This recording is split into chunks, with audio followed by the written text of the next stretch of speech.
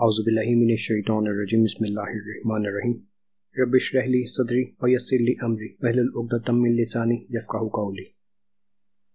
ایک بار درود شریف تلاوت فرما لیجیے۔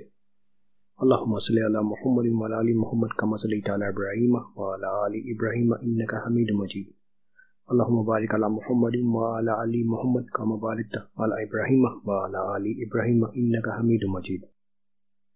مغازی پر خاص توجہ۔ اب تک مغازی اور سیر کے ساتھ اعتنا نہیں کیا گیا تھا۔ حضرت عمر بن عبدالعزیز نے اس فن کی طرف خاص توجہ دی اور حکم دیا کہ غزوات نبوی صلی اللہ علیہ وسلم کا خاص حلقہ درس قائم کیا جائے۔ عاصم بن عمر بن قتادہ انصاری المطوفی 121 سنہ ہجری اس فن میں خاص کمال رکھتے تھے۔ ان کو حکم دیا کہ جامع مسجد دمشق میں بیٹھ کر لوگوں کو مغازی اور مناقب کا درس دیں۔ اسی زمانہ میں امام ظہری نے مغازی پر ایک مستقل کتاب لکھی، اور جیسا کہ امام سہیلی نے روز النف میں تصریح کی ہے، یہ اس فن کی پہلی تصنیف تھی۔ امام ظہری اس زمانہ کے عالم العلماء تھے۔ فقہ اور حدیث میں ان کا کوئی ہمسر نہ تھا۔ امام بخاری کے شیخ الشیوخ ہیں۔ انہوں نے حدیث اور روایت کے حاصل کرنے میں یہ محنتیں اٹھائیں کہ مدینہ منورہ میں ایک ایک انصاری کے گھر جاتے، جوان، بوڑھے، عورت، مرد، جو مل جاتا، یہاں تک کہ پردہ نشین عورتوں سے جا کر حضرت صلی اللہ علیہ وسلم کے اقوال و حالات پوچھتے اور قلم بند کرتے۔ وہ نسبتاً قریشی تھے۔ 50 سنہ ہجری میں پیدا ہوئے۔ بہت سے صحابہ رضوان اللہ علیہم کو دیکھا تھا۔ 80 سنہ ہجری میں عبد الملک بن مروان کے دربار میں گئے۔ اس نے بہت قدر و منزلت کی۔ کتاب المغازی غالباً حضرت عمر بن عبدالعزیز کی ہدایت کے موافق لکھی۔ یہ بات خاص طور پر لحاظ کے قابل ہے کہ امام موصوف سلاطین کے دربار سے تعلق رکھتے تھے اور مقربین خاص میں داخل تھے۔ حشام ابن عبد الملک نے اپنے بچوں کی تعلیم ان کے سپرد کی تھی۔ 124 سنہ ہجری میں وفات ہوئی۔ امام ظہری کی وجہ سے مغازی اور سیرت کا عام مذاق پیدا ہوا گیا۔ ان کے حلقہ درس سے اکثر ایسے لوگ نکلے جو خاص اس فن میں کمال رکھتے تھے۔ ان میں سے یعقوب بن ابراہیم، محمد بن صالح تمار، عبد الرحمن بن عبدالعزیز فن مغازی میں خاص شہرت رکھتے تھے۔ چنانچہ تہذیب التہذیب وغیرہ میں ان لوگوں کا امتیازی وصف صاحب المغازی لکھا جاتا ہے۔ ظہری کے تلاندہ میں سے 2 شخصوں نے اس فن میں نہایت شہرت حاصل کی، اور یہی 2 شخص ہیں جن پر اس فن کا سلسلہ ختم ہوتا ہے۔ موسیٰ بن عقبہ اور محمد بن اسحاق۔ موسیٰ بن عقبہ خاندان زبیر کے غلام تھے۔ عبداللہ بن عمر رضی اللہ تعالیٰ عنہ کو دیکھا تھا۔ فن حدیث میں امام مالک ان کے شاگرد ہیں۔ امام مالک ان کے نہایت مداح تھے اور لوگوں کو ترغیب دیتے تھے کہ فن مغازی سیکھنا ہو تو موسیٰ سے سیکھو۔ ان کے مغازی کے جو خصوصیات ہیں یہ ہیں: نمبر 1، مصنفین اب تک روایات میں صحت کا التزام نہیں کرتے تھے، انہوں نے زیادہ تر اس کا التزام کیا۔ نمبر 2، عام مصنفین کا یہ مذاق تھا کہ کثرت سے واقعات نقل کیے جائیں۔ اس کا مذاق نتیجہ یہ ہوتا تھا کہ ہر قسم کے رطب و یابس روایتیں آ جاتی تھیں۔ موسیٰ نے احتیاط کی اور صرف وہی روایتیں لیں جو ان کے نزدیک صحیح ثابت ہوئیں۔ یہی وجہ ہے کہ ان کی کتاب بہ نسبت اور کتب مغازی کے مختصر ہے۔ نمبر 3، کیونکہ روایت حدیث کے لیے کسی عمر کی قید نہ تھی، اس لیے اکثر لوگ بچپن اور آغاز شباب ہی سے حلقہ درس میں شامل ہو جاتے تھے اور حدیثیں سن کر لوگوں سے روایت کرتے تھے، لیکن چونکہ اس عمر تک واقعات کا صحیح طور پر سمجھنا اور محفوظ رکھنا ممکن نہ تھا، اس لیے اکثر روایتوں میں تغیر اور اختلاط ہو جاتا تھا۔ موسیٰ نے بخلاف اور لوگوں کے قبرستان میں اس فن کو سیکھا تھا۔ 141 سنہ ہجری میں وفات پائی۔ موسیٰ کی کتاب آج موجودہ نہیں، لیکن ایک مدت تک شائع و ضائع رہی، اور سیرت کی تمام قدیم کتابوں میں کثرت سے اس کے حوالے آتے ہیں۔ محمد بن اسحاق نے فن مغازی میں سب سے زیادہ شہرت حاصل کی۔ وہ امام فن مغازی کے نام سے مشہور ہے۔ شہرت عام میں اگرچہ واقدی ان سے کم نہیں، لیکن واقدی کے لغو بیانی مسلمہ عام ہے، اور اس لیے ان کی شہرت بدنامی کی شہرت ہے۔ محمد بن اسحاق تابعی ہیں۔ ایک صحابی حضرت انس رضی اللہ تعالیٰ عنہ کو دیکھا تھا۔ علم حدیث میں کمال تھا۔ امام ظہری کے دروازہ پر دربان مقرر تھا کہ کوئی شخص بغیر اطلاع کے نہ آئے، لیکن محمد بن اسحاق کو عام اجازت تھی کہ جب چاہیں چلے آئیں۔ ان کے ثقہ و غیر ثقہ ہونے کی نسبت محدثین میں اختلاف۔ امام مالک ان کی سخت مخالف ہے، لیکن محدثین کا عام فیصلہ یہ ہے کہ مغازی اور سیر میں ان کی روایتیں اسناد کے قابل ہیں۔ امام بخاری نے صحیح بخاری میں ان کی روایت نہیں لی، لیکن جز القرات میں ان سے روایت کی ہے۔ تاریخ میں تو اکثر واقعات انہی سے لیتے ہیں۔ فن مغازی کو انہوں نے اس قدر ترقی دی اور اس قدر دلچسپ بنا دیا کہ خلفائے عباسیہ جو زیادہ تر اس قسم کا مذاق رکھتے تھے، ان میں مغازی کا مذاق پیدا ہو گیا۔ چنانچہ ابن عدی نے اس احسان کا خاص طرح پر ذکر کیا ہے۔ ابن عدی نے یہ بھی لکھا ہے کہ اس فن میں کوئی تصنیف ان کی تصنیف کے رتبہ کو نہیں پہنچی۔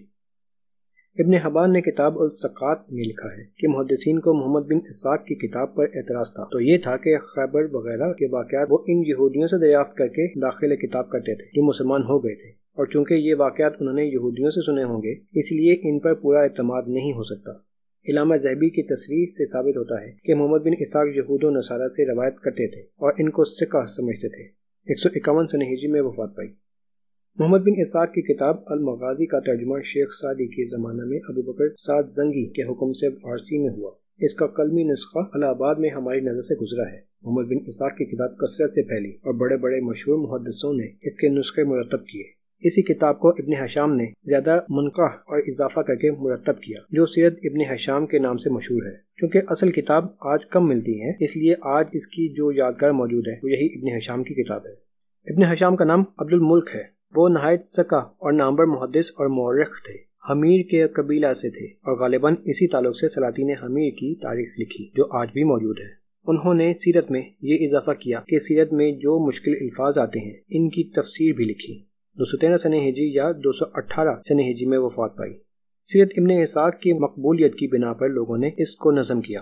چنانچہ ابو نصر فتح بن موسیٰ فزاری المطوفی 623 سنہ ہجری و عبدالعزیز بن احمد المعروف بہ سعد بیری المطوفی نے فی حدود 607 سنہ ہجری و ابو اسحاق انصاری تلمسانی و فتح الدین محمد بن ابراہیم معروف بہ ابن الشہید المطوفی 793 سنہ ہجری نے منظوم کیا۔ آخر کتاب میں قریباً 10,000 شعر ہیں اور اس کا نام فتح الغریب فی سیرت الحبیب ہے۔ واقعی خود تو قابل ذکر نہیں، لیکن ان کے تلاندہ خاص میں ہے۔ ابن سعد نے آن حضرت صلی اللہ علیہ وسلم اور صحابہ رضوان اللہ علیہم کے حالات میں ایسی جامع اور مفصل کتاب لکھی کہ آج تک اس کا جواب نہ ہو سکا۔